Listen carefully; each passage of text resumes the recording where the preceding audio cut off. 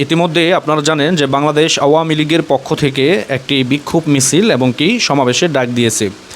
গতকালকে বাংলাদেশ আওয়ামী লীগের verified Facebook page থেকে সেই বার্তাটি দেওয়া হয়। তারপরে আমরা দেখতে পাচ্ছি যে একটি গুজব বা একটি ভিডিও ইতিমধ্যে সামাজিক যোগাযোগ মাধ্যমে ভাইরাল হয়েছে, যে মাননীয় প্রধানমন্ত্রী উনি নাকি বলেছেন যে ট্রাম্পের ছবি সম্মিলিত আপনার ব্যানার যাতে করে ফেস্টুন মিছিলের সাথে রাখা হয়। তার মানে সেখানে যদি কেউ আক্রমণ করে সেটির ভিডিও ফুটেজ তুলে রাখার জন্য। আসলে উনি রাজনীতিবিদ পয়দা করে উনি এরকম কথা বলবে এটি কেউ বিশ্বাস করে না বা কেউ করবেও না। তার মানে এটা না যে তার ছবি দিয়েই ট্রাম্পকে খেপাতে হবে বা এখানে যে ট্রাম্পকে আপনার তার ছবি পোড়ানো হচ্ছে বা তাকে করা হচ্ছে, এগুলো দিয়ে রাজনীতি করতে হবে এরকম কোনো বিষয় না। বিষয় হচ্ছে দলীয় কর্মসূচি হিসাবে এবং কি শহীদ নূর হোসেনের স্মরণে এই কর্মসূচি কিন্তু ইতিমধ্যে বাংলাদেশ আওয়ামী লীগ তারা পালিত করবে।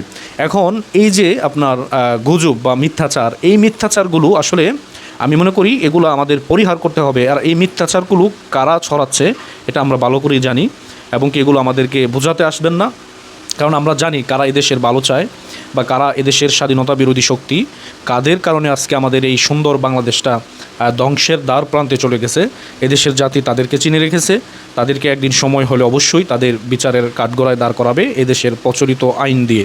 কারণ সুন্দর একটি রাষ্ট্র ইতিমধ্যে একটি হুমকির মধ্যে যারা ইতিমধ্যে ফেলে দিয়েছে, তাদেরকে কিন্তু এদেশের জনগণ কখনোই ছাড়বে না। বাংলাদেশ আওয়ামী লীগ একটি এদেশের একটি সবচেয়ে বড় প্রাচীন সংগঠন। এই সংগঠনের কোনো রাজনৈতিক কর্মকাণ্ডে যদি সরকার বাধা প্রদান করে, বর্তমানে এই অবৈধ অন্তর্বর্তীকালী সরকার, তাহলে আমি মনে করব যে এটি প্রতিহিংসামূলকভাবে তারা এগুলো করবে। আবার তারা প্রতিহিংসামূলকভাবেই কিন্তু ইতিমধ্যে তারা বাংলাদেশে যা কিছু ঘটতেছে তাদের প্রতিহিংসার কারণেই কিন্তু এগুলো ঘটতেছে।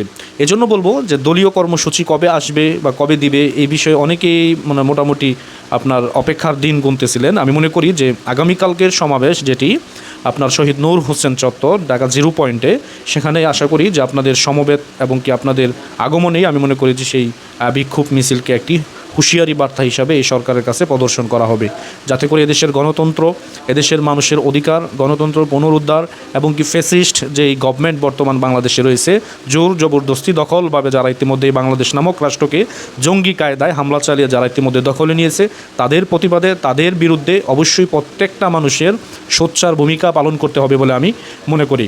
এজন্য আমাদের দেশপ্রেমিক আমরা যারা রয়েছি বা আমাদের এই দেশ যাতে করে কোনো হুমকির মুখে না পড়ে এবং কি 71-এর স্বাধীনতা বিরোধীদের হাতে যাতে করে আমাদের এই বাংলাদেশ চলে না যায়, সেই বিষয়ে সবার প্রতি আমার আহ্বান থাকবে সজাগ দৃষ্টি রাখার জন্য।